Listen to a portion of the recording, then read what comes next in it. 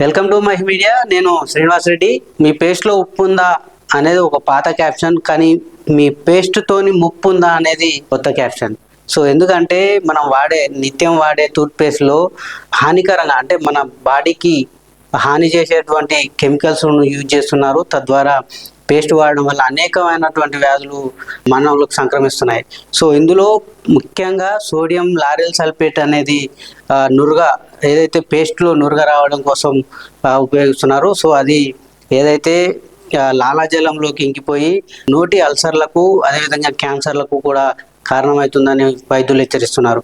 అదేవిధంగా ఈ పేస్ట్లలో ఏదైతే ఫ్లోరిన్ అనేది 1000 నుంచి 1500 ppm ఉండాలి. సో అంతకు పైన కూడా పేస్ట్లలో ఉపయోగిస్తున్నారు. తద్వారా దంతాలకు ఉన్నటువంటి ఫ్లోరోసిస్ వచ్చి దంతాలు బలహీనంగా మారుతున్నాయని అయితే చెప్తా ఉన్నారు. సో మొత్తంగా కూడా ఏదైతే మనం వాడే పేస్ట్లో చాలా రకాలైనటువంటి హానికరమైన కెమికల్స్ వాడుతున్నారు.